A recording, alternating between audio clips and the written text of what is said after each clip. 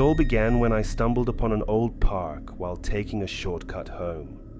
I had never noticed it before, and the rusted gates and overgrown bushes gave it an eerie feel. Without giving it much thought, I walked in, thinking I could find a shortcut through the other end. Little did I know, I was about to experience the worst night of my life. As I walked down the gravel path, the sun started to set, casting an orange glow over the abandoned playground. The swings creaked ominously in the gentle breeze, and the rusted merry-go-round stood still, as if frozen in time. I felt a pang of unease in the pit of my stomach, but I brushed it off as my imagination running wild. I decided to take a seat on one of the benches near the old, dilapidated gazebo. As I sat there, enjoying the calmness of the park, I noticed something move in the corner of my eye.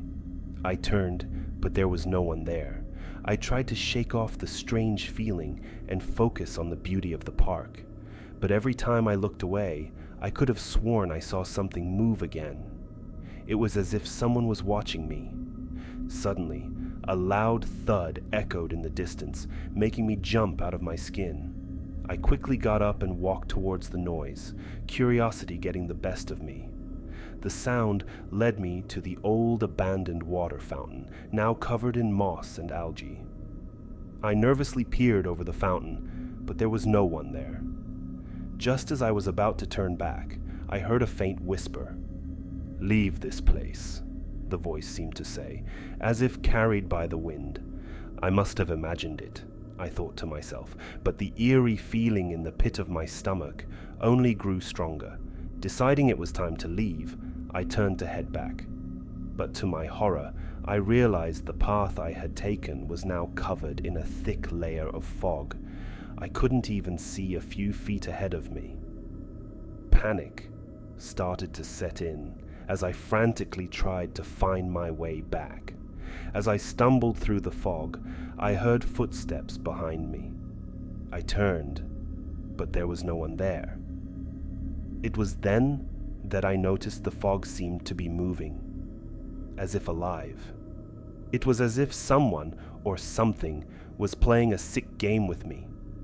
I quickened my pace, desperate to get out of the park, but the fog only seemed to get thicker, making it impossible for me to see anything. I was completely disoriented, and the sound of my own heartbeat was the only thing I could hear, and then I heard it. A high-pitched, blood-curdling scream. It sounded like it was coming from all directions, surrounding me. I froze in fear, not knowing what to do. I wanted to scream for help, but no sound would come out of my throat. The scream suddenly stopped. An eerie silence fell over the park. Just when I thought things couldn't get any worse, I saw it. A figure, tall and slender, emerged from the fog. It was completely black, with long, spindly arms and legs. Its face was featureless, and I could feel its piercing gaze fixated on me. I tried to run, but my feet wouldn't move. I was paralyzed with fear. The figure started to move towards me, its long fingers stretching out towards me. I closed my eyes, waiting for the inevitable. But when I opened them again, the figure was gone, and the fog slowly started to clear. I ran as fast as I could, not looking back until I was safely out of the park. I never told anyone about what happened that night. Some might say it was just my overactive imagination, but I know what I saw and heard.